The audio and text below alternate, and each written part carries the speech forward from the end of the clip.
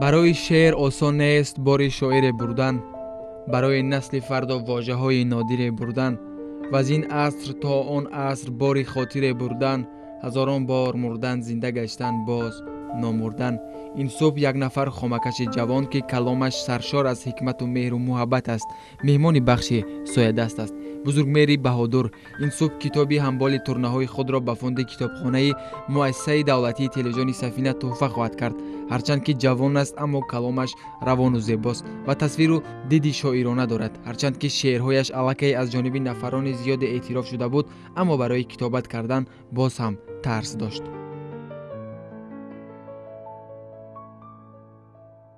اما با وجود این همه به یک قراری آمدیم که با مسئولیت استادان به خصوص لطفت که اینجا و اونها گفتند که حتما نخستین کتاب به کمبودی نمی شود، چون قدمی نخستین است. حتما در اونجا کمبودی ها راه می یابد، شعرهای خام حتما راه می یابد، چون از نظر امروز، از نظر حاضر که برای تو شعر در همین سطح هست، بعد وقتی که سین سالت کلام می شود، بعد بیشتر با مطالعه کتاب ها مشغول میشه و دانش بسیار رو فرا میگیری، میفهمی که سطح شعر در حقیقت هم مثلا جوابگوی شعر نیست. لیکن با وجود همین تو باید چاپ کنی برای تاریخ، برای آنکه بدانی که تو در همین سن و سال در کدام سطح مثلا شعر میگفتی. و این سخنهای روح بخش، روح بلند کننده را شنیدیم و به قراری آمدیم که به قول هرچی باد و باد چاپ کنیم و شعرها رو پیشنهاد کردیم. با خواهشی استاد رستمی وهاب نزد آن کس بردیم یک دست شعرها رو. البته من از دوره مکتب خانی تا امروز زیاد سیاه نویس ها و دفترهای علایده دارم. از بین اونها از هر یک دفتری که شاید 40-30 صفحه باشد یک یا دو شعر انتخاب کردیم. با وجود همین هم همگی کتاب 100 صفحه است کتابچه. کتابی دستی خوردی به فکرم بسیار هم به دل من البته نزدیک است. بسیار کتابچه زیبا به نشر رسید، بسیار کتابچه زیبا آمد، اما درونش، درون مایه آن تا کدام اندازه برای خواننده پسند می آید این به ما البته معلوم نیست. این در اختیار خواننده است، حواله بر خواننده است. کتابی همبال ترنه‌ها با سرسخن ادیبی معروف رستم وهاب شروع می شود. بعداً شعرها آغاز می شوند. آرایش کتاب خیلی زیباست. هر شعر باز در پهلویش تصویر زیبایی دارد که این حسن کتاب را باز هم دلفریب‌تر کرده است. شعرها در موضوعهای گوناگون نوشته شده است که هر یک درد شاعر جوان را بیان می‌کنند. هرچند که کتاب با مصلحت و مشورت زیادی ادیبان به نشر رسید اما بعد از چاپ باز نارسایی‌ها می‌دید. لیکن بعد که چاپ شد، بعد که به دست گرفتم شماره های نخستینش، وقتی که شماره های نخستینش به دستم رسید، الکی در همون شماره اولینی که به دستم رسید هرچند شادی بخش بود، اما وقتی که صحیفه‌اش رو گرفته می‌خوندم، وقتی که کتاب شد باز هم معلوم شد که در حقیقت هم شعر خامگری های زیاد داشته است. یعنی که هرگز این معنی اون دارد که من به خودم به همین خلاص آمدم که شاعر هرگز نباید از خود قانع شود، چون من هر روز یک صفحه میخونم، باور حاصل میکنم که باز هم من سراسیمه شدم. باز هم من بعضی شعرها رو ناآگاهانه، بعضی شعرها بهای بلندتر دادم من به این کتاب جو کردم. لیکن هرچی هم باشد این البته محصول قلمی من است، مالی من است و یک نوع تجسمگری کوشش و تلاش های ایجادکاران جوانی که هم نسل من هستند. این هم یک نمونه همان است. خواه و ناخواه، میخواهیم نمیخواهیم، این یک نمونه از ایجادکاران هم نسلان من است. این اگر در یکی از اون شعرها من موفق شدم، یکی از شعرها پسند خواننده شد، موفقیت من نیست، موفقیت همین نسل من است، موفقیت صبوری است، موفقیت طالب لقمان است. یعنی که من فکر میکنم که با وجود اون کمبودی که من هر روز خونده احساس کرده، قید کرده میروم، با وجود همین خرسند هستم که چاپ کردم و من فکر میکنم که این خرسندی تنها خرسندی نباید باشد. این با وجود خرسندی باید برای من، به دوش من مسئولیت بیشتری رو باید واگذار کند، بار کند و مسئولیت مرا وادار کند که آینده، البته 2-3 سال آینده که حالا ما نیت چاپ کتاب دیگر نداریم، ما باز هم صبر میکنیم، حالا سالهای سال گذرد، اگر باز بار دیگر چاپ کردن کتاب، اگر نیت چاپ کردن کتاب در دل ما پیدا شود، کوشش میکنیم که همین کمبودی، این یک درس است الکی برای من، درس برای اون که کتاب رو کدام وقت و چگونه باید چاپ کرد، در کدام سن و سال، و این برای من سبق است. من در آینده برای چاپ کتاب های دیگری خود کوشش میکنم که همین درس ها رو، همین سبق ها رو، همین مصلحت ها رو، همین کمبودی ها رو، همین مصلحت ها رو به نوبت گیرم و کمبودی های راه یافته رو دوباره راه ندهم. بر ضمن این همه بعد نشر کتاب در گرد شعر بزرگمهر بحث و مناظره های زیاد به میان آمدند. هر یکی اندیشه خود را بیان میکرد.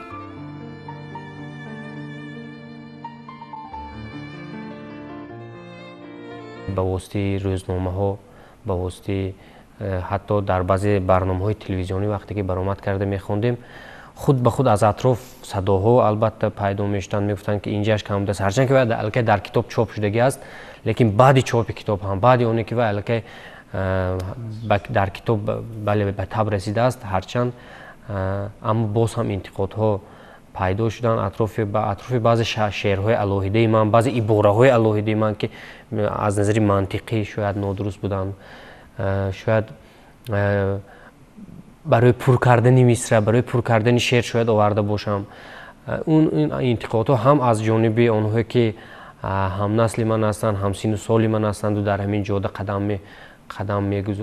راه میپویند و هم از جانب استادان البته شد و دوام دارد، ادامه دارد. کمبودی ها رو آشکار میکنند و من به اون کمبودی ها که از اطرافیان، به انتقادی که اطرافیان درباره شعر من میگیرند، 90% اونها حق هستند. من طرفدار همون انتقادها هستم، قبول دارم. من بر ضمن آنه که شعرهای او از جانب یک زمره ادیبان مشهور و خوانندگان زیاد اعتراف شده است، تا حال به خود باور ندارد.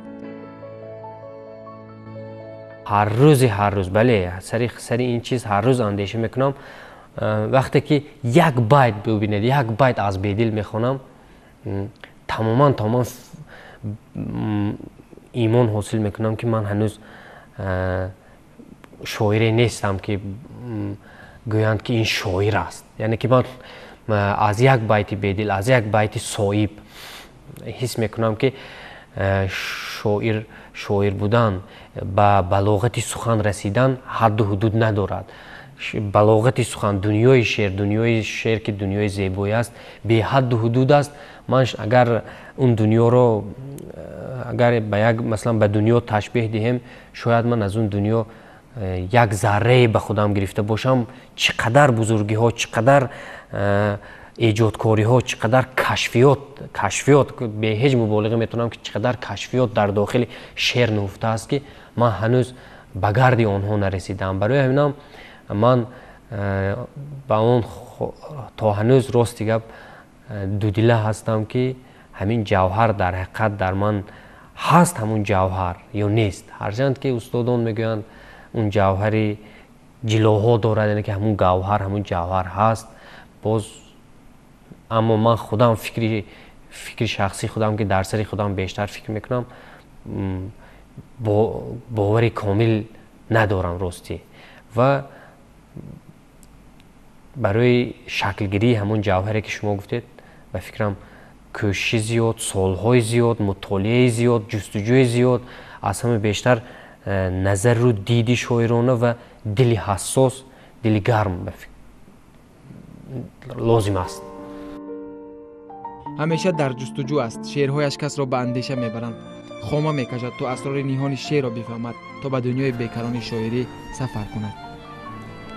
ساعت خانه ما ویران است، مادرم بی ساعت، مادرم بی تقویم، سر حسابی همه تاب و تبش میداند. زیرهی آمدنی شمس خدا، رفتن و آمدنی روز و شبش میداند.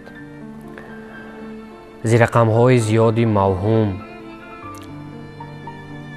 زی حسابی همه سود و زیان روز میلاد مرا میداند.